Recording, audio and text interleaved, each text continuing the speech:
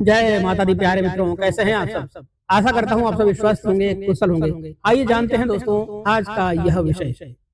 हर महीने में संकष्टी चतुर्थी पड़ती है, जो कि हर महीने के कृष्ण पक्ष में पड़ने वाली चतुर्थी तिथि होती है। और माघ महीने में पड़ने वाली संकष्टी चतुर्थी व्रत को सकट चौथ कहते हैं, जिसे सकट चौथ के अलावा संकटा चौथ, माघी चौथ, तिलकुट चौथ, लंबोदर संकष्टी चतुर्थी या फिर माही चौथ आदि नामों से जाना जाता है। साल भर की सबसे बड़ी चौथ में से एक व्रत होता है माघी चौथ का। इस दिन भगवान गणेश और संकटा माता की पूजा की जाती है। संकटा माता की कृपा से संतान की रक्षा होती है, दीर्घायु होती है और संकट से संतान हमेशा मुक्त रहती है। इस दिन माताएं संतान की सुरक्षा और उनके सुखद भविष्य की कामना से व्रत रखती हैं। तो वही निसंतान दंपति भी संतान प्राप्ति की कामना से इस व्रत को करते हैं। और भक्त भी अपने सभी विघ्नों के नाश के लिए संकष्टी चतुर्थी का व्रत रखते हैं। इस व्रत के दिन भर उपवास रखा जाता है। रात को चंद्रमा को अर्घ्य देकर ही उसके बाद व्रत पूर्ण होता है। पूजा में भगवान गणेश जी को तिल और गुड़ से बने तिलकुट या लड्डू का भोग अर्पण किया जाता है। इस दिन समीपत्र, दूर्वा, बेलपत्र आदि का भोग भी भगवान गणेश जी को अर्पित किया जाता है। क्योंकि कृष्ण पक्ष की चतुर्थी के दिन चंद्रमा देर से निकलते हैं, इसलिए व्रती लोगों को चंद्र दर्शन के लिए थोड़ा इंतजार करना पड़ता है।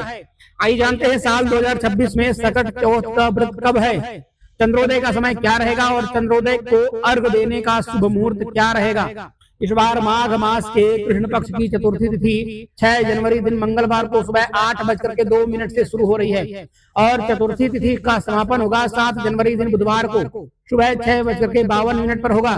ध्यान रखिएगा, इस बार चतुर्थी के दिन भद्रा काल भी रहने वाला है और भद्रा का वास मृत्यु लोक में रहेगा। वहीं सकट चौथ का व्रत इस बार 6 जनवरी के दिन मंगलवार को रहेगा। इसी दिन सुबह से लेकर रात तक चौथ का व्रत रखा जाएगा और मंगलवार के दिन ब्रह्म मुहूर्त रहेगा सुबह 5:37 से 6:25 तक।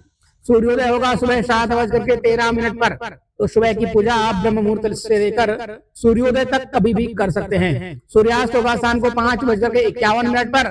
भद्रा काल सुबह 8:01 तक रहेगा। भद्रा का वास मृत्यु लोक में रहेगा और भद्रा का वास मृत्यु लोक में रहता है तो यह सभी शुभ कार्यों के लिए बहुत ही ज्यादा अशुभ समय माना जाता है। तो अगर आप भी कोई शुभ काम करना चाहते हैं इस दिन, तो आप भद्रा काल की समाप्ति के बाद ही कर सकते हैं। लेकिन भद्रा काल में आप भगवान गणेश जी की पूजा या व्रत आरंभ कर सकते हैं। इस दिन तृतीय योग रात्रि में 8:21 तक रहेगा। बाद में आयुष्मान योग प्रारंभ हो जाएगा। अभिजित मुहूर्त रहेगा दोपहर में 12:11 से 12:53 तक रहेगा।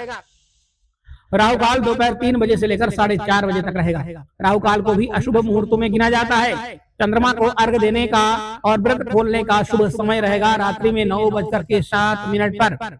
कुछ हिंदी पंचांगों में यह समय 8:57 पर भी दिया गया है, लेकिन आप अपने स्थानीय समय के अनुसार चंद्रोदय का समय अवश्य जान लें। सकट चौथ के दिन सुबह जल्दी उठकर स्नान करने के बाद घर के मंदिर में दीप प्रज्वलित करें और भगवान गणेश जी की पूजा करें। भगवान गणेश जी का गंगा जल से अभिषेक करें, उन्हें लाल पुष्प अर्पित करें। संभव हो तो इस दिन निराहार और निर्जला व्रत रखें। सामर्थ्य न हो तो केवल पूजा भी कर सकते हैं। पूजा करते समय भगवान गणेश जी को दुर्वा अर्पण जरूर करें। तिल और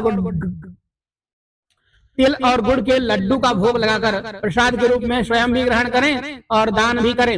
अगर व्रत ना भी रख रहे हों तब भी सकट चौथ की कथा का श्रवण करें, संकटा माता का ध्यान करें और फिर रात के समय चंद्रदेव की पूजा अवश्य करें। चंद्र दर्शन करने के बाद ही जो व्रती है उन्हें अपना व्रत खोलना चाहिए। और सबसे अंत में भगवान गणेश जी की आरती अवश्य करनी चाहिए। आरती करने के बाद क्षमा याचना भी जरूरी होती है। अपने संतान की दीर्घायु और उन्हें हर संकट से बचाने के लिए प्रार्थना करनी चाहिए और सभी मनोकामनाएं पूर्ण करने की भी प्रार्थना करनी चाहिए। तो प्रिय मित्रों, यह थी संकटा चौथ के व्रत के समय के विषय में एक छोटी सी जानकारी। उम्मीद है आपको यह वीडियो पसंद आई होगी, तो वीडियो को लाइक करें और हमारे चैनल को सब्सक्राइब करें, जिससे आपको इसी तरह की ज्ञानवर्धक जानकारियां देखने और सुनने को समय समय पर मिलते रहे। धन्यवाद। हर हर महादेव।